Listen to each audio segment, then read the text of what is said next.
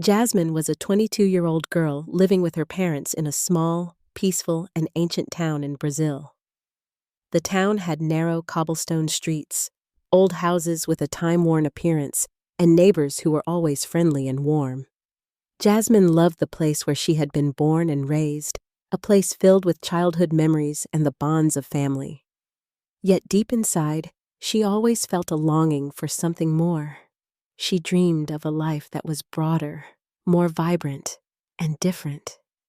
Since childhood, Jasmine had a special love for the English language. She often watched subtitled movies, listened to English songs, and imagined that one day she would live in a city where people spoke that language. A place like London, perhaps. She wanted to step out of her comfort zone, to learn, to explore, and to grow up in a completely new world. In her hometown, Jasmine studied English at a small language center. She was very diligent and performed well. Her teacher, a person who closely followed every step of her students' progress, often said, "Jasmine, you really have a talent. You should seriously consider studying abroad." Those words were like a flame igniting the fire within Jasmine. She began to imagine the possibility of setting foot in London, a city full of life, brimming with opportunity and color.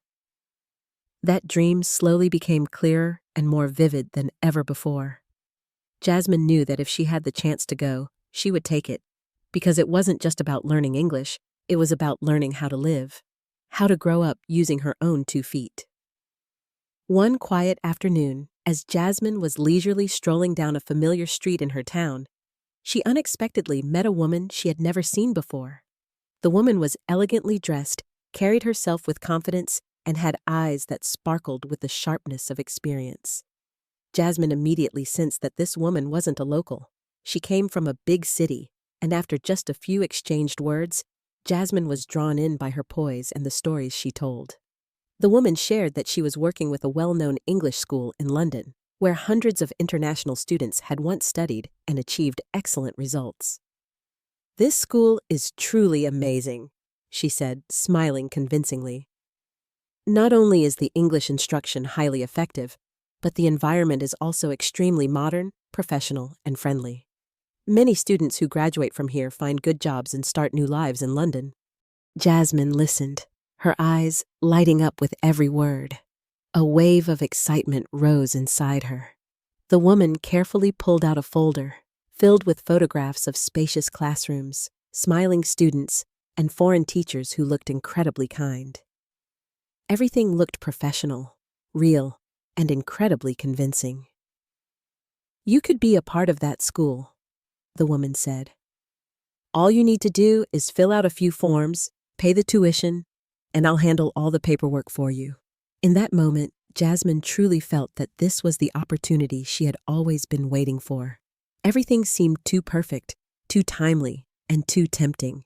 Without a trace of doubt, she quickly filled in the information, signed the papers, and handed over the money as instructed. For Jasmine, this wasn't just a transaction. It was the first step in turning her dream into reality. The students were smiling brightly, and the foreign teachers looked incredibly friendly. Everything seemed highly professional, very real, and deeply convincing. "You could be a part of that school," the woman said. "Just fill out a few forms, pay the tuition, and I'll take care of everything else for you." In that very moment, Jasmine felt like this was the opportunity she had always dreamed of. Everything seemed too perfect, too timely, and too tempting. Without a second of doubt, she quickly filled in the information, signed the papers, and handed over the money as instructed.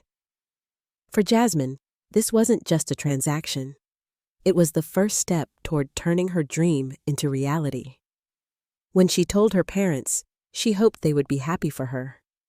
But instead, both of them looked deeply worried. Her father frowned, saying, "London is not an easy place to live. You don't know anyone there." Her mother, gentle yet clearly uneasy, added, "Are you sure you can trust her? Please be careful, Jasmine." Although she listened to their concerns, Jasmine didn't change her mind. To her, This opportunity was the very first glimmer of light leading her into the wider world, and she knew she had to follow that light. After completing the registration process with the woman, Jasmine truly felt that her dream was beginning to take shape. Full of excitement, she shared her plan to go to London with her best friend, Sophia. Sophia listened intently, her eyes lighting up with excitement. "That's amazing! I want to go too!" she exclaimed. "Let's go together." That one simple sentence was enough to strengthen Jasmine's resolve tenfold. She was no longer alone in this journey. Now, she had a companion walking alongside her through the challenges and hopes that lay ahead. From that day on, the two girls threw themselves into preparation. They made a long list of what to bring: warm clothes for the cold weather, English study books, personal items, some cold medicine and vitamins, and even cookies and chocolate, snacks to enjoy during the long flight. Jasmine carefully gathered all the important documents: her passport, a copy of her registration papers, and the woman's contact information. At the same time, the two spent hours in front of a computer screen searching for cheap flights. After numerous searches, comparisons, and discussions, they finally found a suitable flight, set to depart in 2 weeks. When they clicked "Book Now," they couldn't contain their emotions. "We're really going to London," Jasmine whispered, her voice trembling with determination. In the days leading up to the departure, Jasmine and Sophia met almost every day. They meticulously discussed every detail: what luggage to bring, where they would go upon arrival, how they would study, and how they would manage daily life. They imagined walking to school together, exploring the city, sitting in cozy cafes, and chatting with native English speakers. The nervousness inside them grew day by day, but so did the excitement. Their genuine friendship and shared enthusiasm made every worry feel lighter. To Jasmine, this journey was no longer just about learning English. It had become a journey of growth, of stepping into a new chapter of life hand in hand with her closest friend. The nervousness kept growing inside them, but their excitement and genuine friendship made every worry feel lighter. For Jasmine, the trip was no longer just a learning journey. It had become a journey of growing up, side by side with her best friend, in a new chapter of her life. The departure day finally arrived. From the early morning, Jasmine and Sophia woke up with a mix of emotions: thrilled, anxious, and full of anticipation. Their suitcases had been neatly arranged by the door, passports and flight tickets checked over and over, carefully tucked into their carry-on bags. The air inside the house was filled with silence, as if everyone was quietly holding back their emotions. Jasmine's parents drove the two girls to the airport. The car rolled along slowly during the whole ride, and no one said much.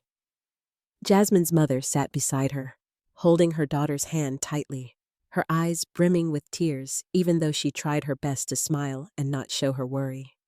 Her father focused on driving, occasionally glancing at Jasmine through the rearview mirror, his eyes full of pride mixed with concern. When they arrived at the airport, Jasmine felt overwhelmed by the vast, bustling space and the hurried crowd around her. She and Sophia went through the check-in process, handed over their luggage, received their boarding passes, and moved towards the security checkpoint. Every step they took seemed to carry them farther away from the embrace of family and deeper into a new world, full of unknowns. At the boarding gate, Jasmine's mother hugged her tightly. "Jasmine, please call me as soon as you arrive," she whispered, her voice trembling. "I will, Mom." "Don't worry," Jasmine replied, trying to hide her emotions. She looked at her father. He didn't say a word, but placed a gentle hand on her shoulder. A quiet touch full of love and unspoken advice. Seated in the airplane cabin, Jasmine took a deep breath. She turned to look at Sophia. Both of them smiled, saying nothing, but completely understanding. Their journey had begun. The engines roared, and the airplane slowly taxied and took off. Through the window, Jasmine watched the city slowly disappear beneath the clouds.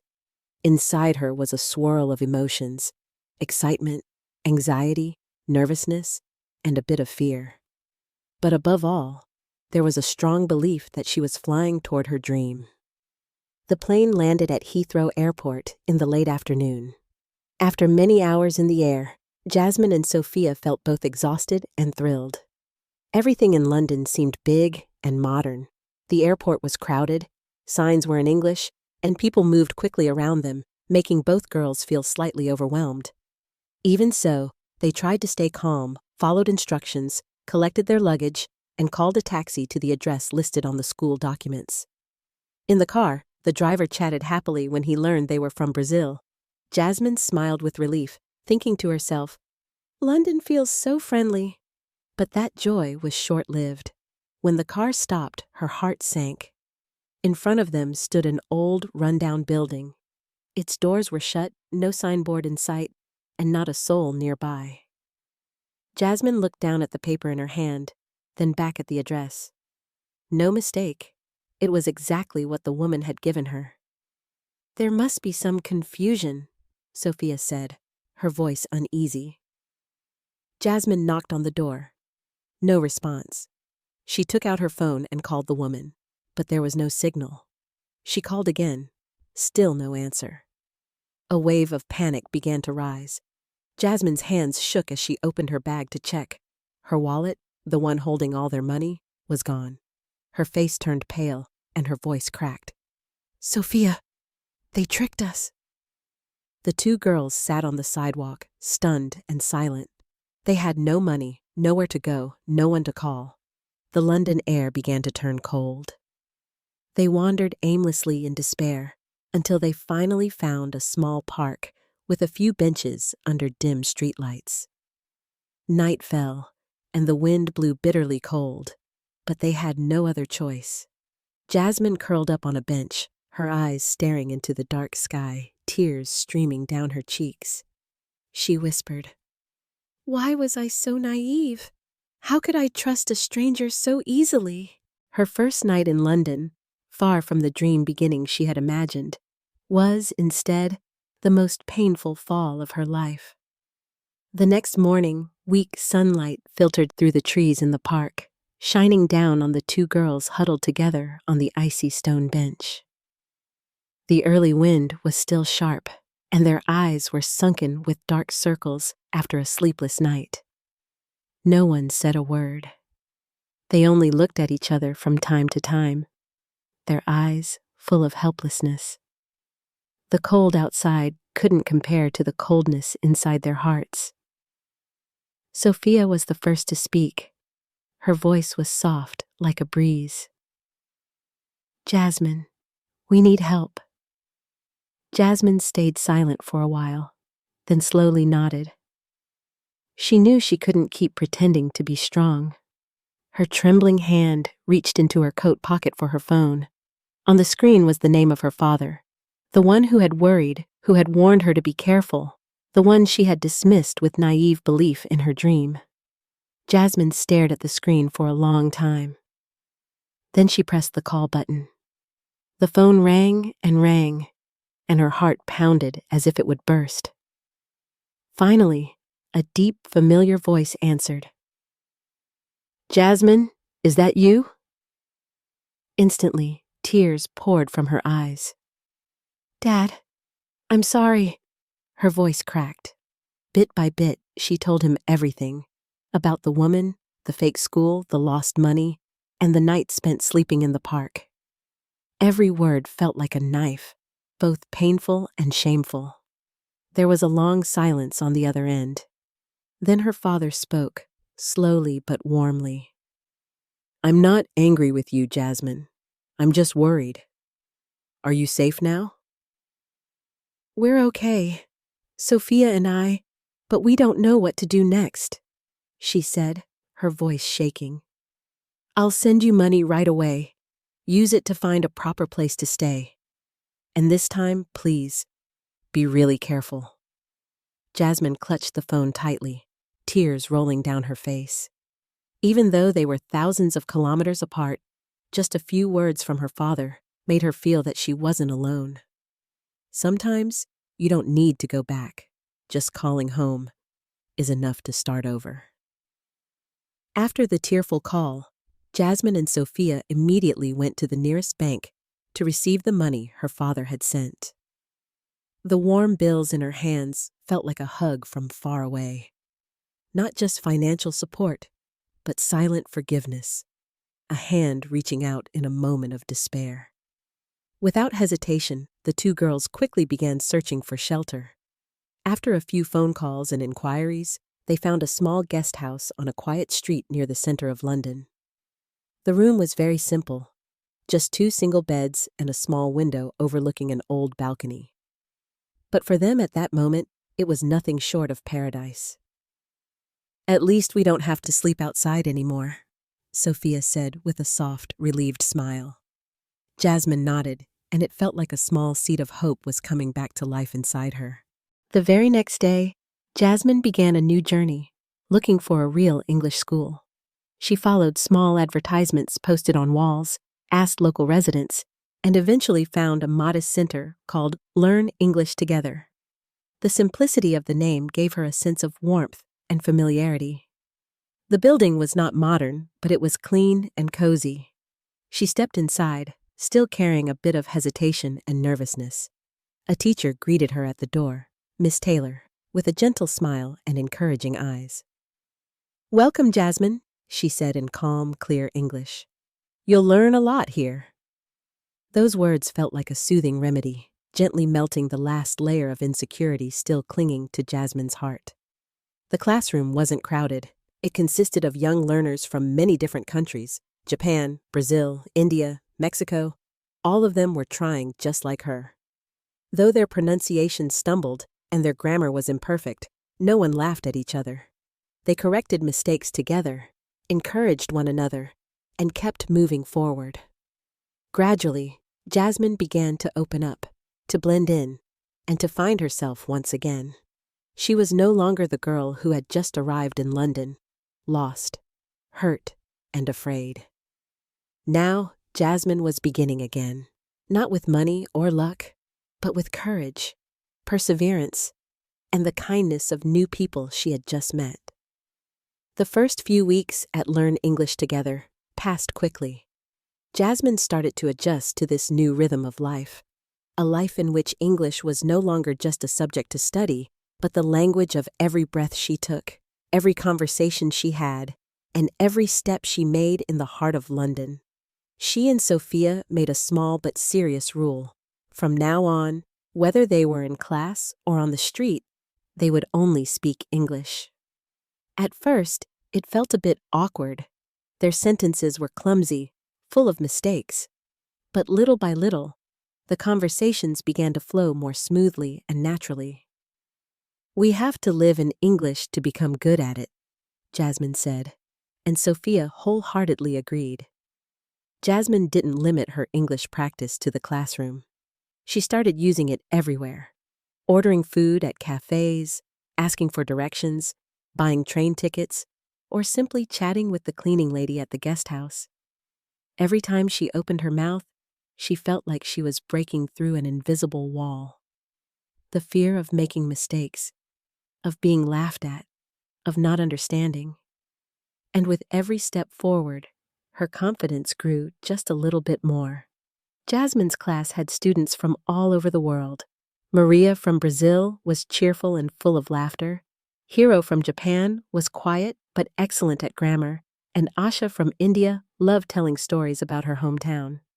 They studied together, corrected each other's errors, laughed, and grew in this new language.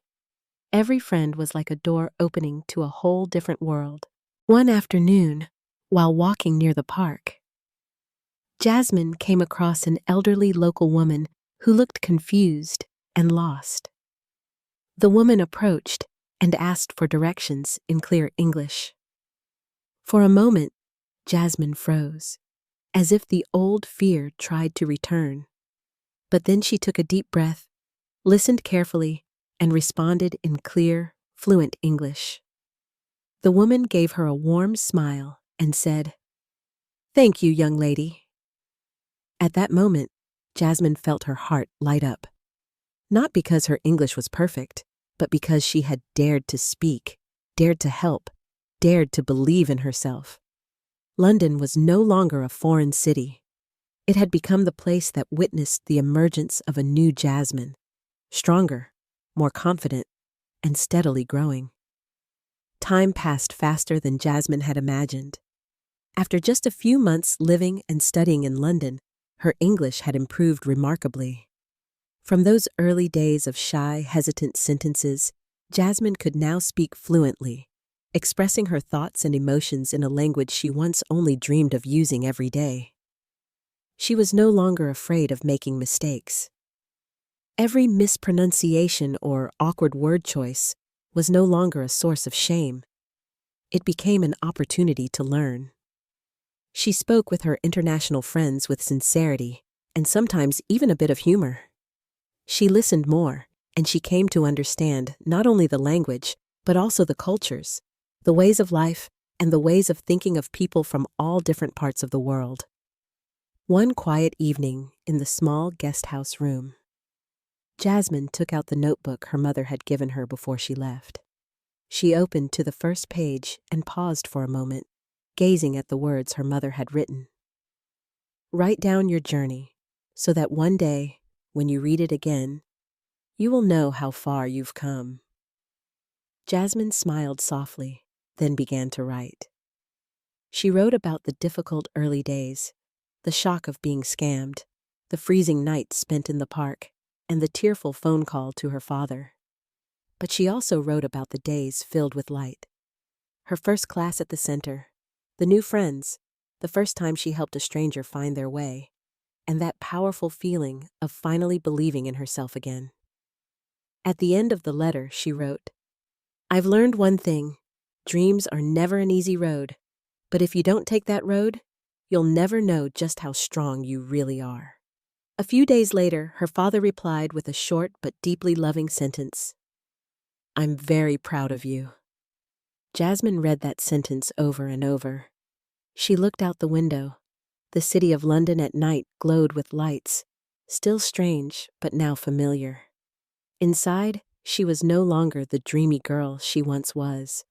She had become someone who was truly living her dream. And Jasmine knew this was only the beginning. There were still many journeys ahead, waiting for her to discover them, with her brave heart and feet that would never stop walking.